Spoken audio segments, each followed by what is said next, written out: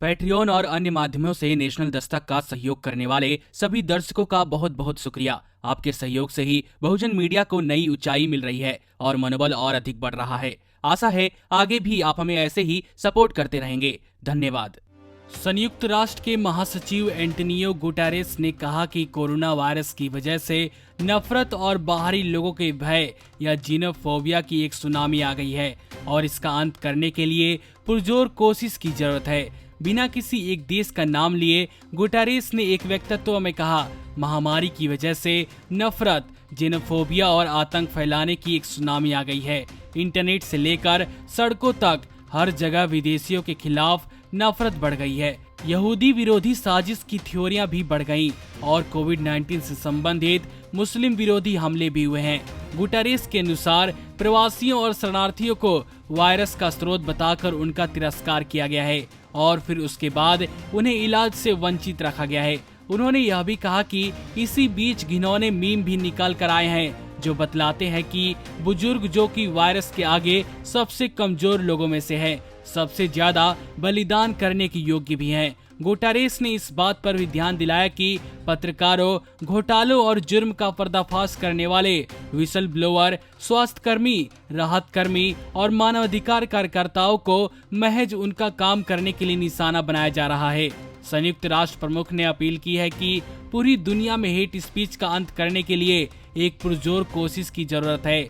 उन्होंने विशेष रूप से शिक्षण संस्थानों की जिम्मेदारी को रेखांकित किया और कहा कि इन संस्थानों को युवाओं को डिजिटल साक्षरता की शिक्षा देनी चाहिए क्योंकि वे कैप्टिव दर्शक हैं और जल्द निराश हो सकते हैं। गुटेरेस ने मीडिया और विशेष रूप से सोशल मीडिया कंपनियों से भी अपील की है कि वे नस्ली, महिला विरोधी और दूसरी हानिकारक सामग्री के बारे में सूचित करें और उसे हटाएं भी। गुटेरेस पहले भी खतरों के बारे में आगाह कर चुके हैं। कुछ ही दिनों पहले उन्होंने कहा था कि कोरोना वायरस महामारी तेजी से एक मानव संकट से मानवाधिकार संकट में बदल रही है। एक वीडियो संदेश में उन्होंने कहा था कि कोविड-19 से लड़ने में जन सुविधाओं को लोगों तक पहुंचाने में भेदभाव किया जा रहा है और कुछ ढांचागत असमानताएं हैं जो इन सेवाओं को सब तक पहुंचने नहीं दे रही हैं। उनका कहना था कि इस महामारी में जो देखा गया है उसमें कुछ समुदाय पर कुछ ज्यादा असर, हेट स्पीच का उदय, कमजोर समूहों को निशाना बनाया जाना और कड़ाई से लागू किए गए सुरक्षा के कदम शामिल हैं जिनसे स्वास्थ्य प्रणाली का काम प्रभावित होता है। भारत में भी यह प्रवृत्ति और विशेष समूहों के खिलाफ नफरत फैलने की कोशिश देखी जा रही है। पत्रकारों, स्वास्थ्य कर्मियों, राहत कर्मियों और मानवाधिकार कार्यकर्ताओं को निशाना बनाए जाने के प्रकरण भारत में भी देखे जा रहे हैं। गुरुवार 7 मई को ही महाराष्ट्र के नासिक में ही कोविड-19 पॉजिटिव पाए गए एक डॉक्टर को उसके पड़ोसियों ने उसे आवासीय परिसर में घुसने नहीं दिया। हैरानी की बात यह है कि कुछ ही दिनों पहले इन्हीं पड़ोसियों ने इस डॉक्टर को कोरोना योद्धा की उपाधि देकर उसकी प्रशंसा की थी और उनके लिए तालियां बजाई थी। नमस्कार।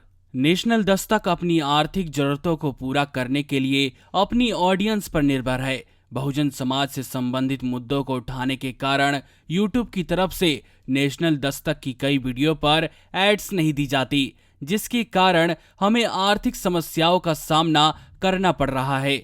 आपका एक छोटा सा कदम बहुजन मीडिया को बचा सकता है। आपके सहयोग और सहायता के कारण ही हमने अभी तक यह मुकाम हासिल किया है। नेशनल दस्तक को आप पैट्रियन के जरिए सपोर्ट कर सकते हैं। इसके साथ ही आप अन्य माध्यमों जैसे यूपीआई, गूगल पे, डेबिट कार्ड, वॉलेट, फोन पे आदि से भी हमारी मदद कर सकते हैं, जिसका लिंक वीडियो के नीचे डिस्क्रिप्शन में डाल दिया गया है। पैट्रियन पर आप हमें प्रतिमाह $2 यानी 140 रुपए प्रतिमाह से हमारे साथ जुड़ सकते हैं। दूसरे माध्यमों में राशि की कोई सीमा नहीं है।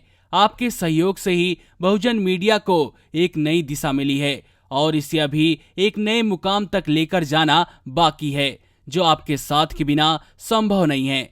आपसे डायरेक्ट फंडिंग से हम आपके अधीन हो जाएंगे और एक स्वतंत्र मीडिया के तौर पर समाज की आवाज को बुलंद कर पाएंगे। धन्यवाद। नेशनल दस्तक को देखने वालों से अपील है कि वह नेशनल दस्तक के सपोर्टर फॉर्म को भरें ताकि हम सीधे आपसे जुड़ सके। नेशनल दस्तक की आपसे गुजारिश है कि अगर इसको बचाना चाहते हैं तो नेशनल दस्तक को सब्सक्राइब करने के लिए रेड कलर के सब्सक्राइब बटन को दबाएं, फिर बेल आइकन की घंटी दबाएं। नेशनल दस्तक को बचाने के लिए बहुत जरूरी है कि हर खबर को शेयर करें, लाइक करें, कमेंट जरूर करें।